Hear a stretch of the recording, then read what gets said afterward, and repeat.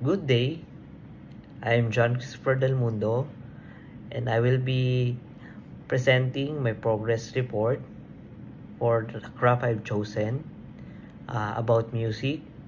So, singing and playing guitar is the one that um, I enjoyed previously. So, as part of rewinding or reviewing my talent and expressing the art, I have prepared um, a song in Tagalog to be performed. It is entitled, Minsan Lang Kitang Iibigin.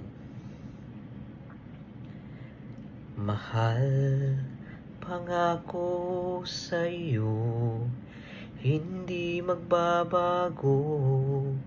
Ikaw lang ang ibigin ko, kahit ikaw ay lumayo at masaktan ako. Asahan na di maglalaho. Ang pag-ibig ko'y alay sa'yo lamang.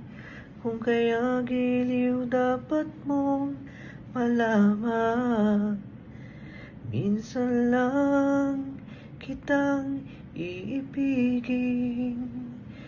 Minsan lang kitang mamahalin. Ang pagmamahal sa'yo'y walang hangganan, dahil lang minsan ay magpakailanman. Minsan lamang sa buhay ko ang sangkatulad mo.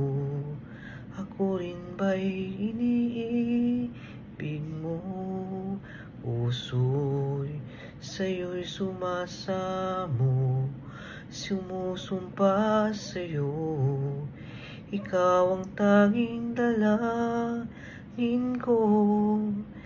Ang pag-ibig ko'y alay sa'yo lamang. Kung kaya't giliw dapat mong malaman. Minsan lang kitang iibigin. Minsan lang kitang mamahalin. Ang pagmamahal sa'yo'y walang hangganan, dahil lang minsan ay magpakailanman. So, this is my presentation. Some of my observation in this craft I've chosen is because of the long period I have paused singing and playing guitar.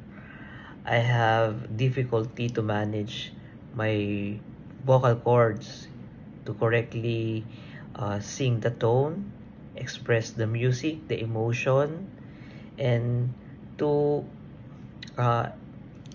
further be creative in rendering the song.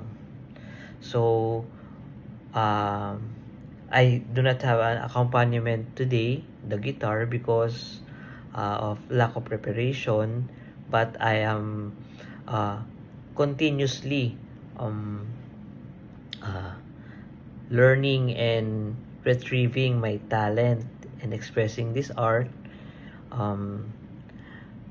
Aside from this, I am also playing other musics and presentations so that I can be motivated, and that's all.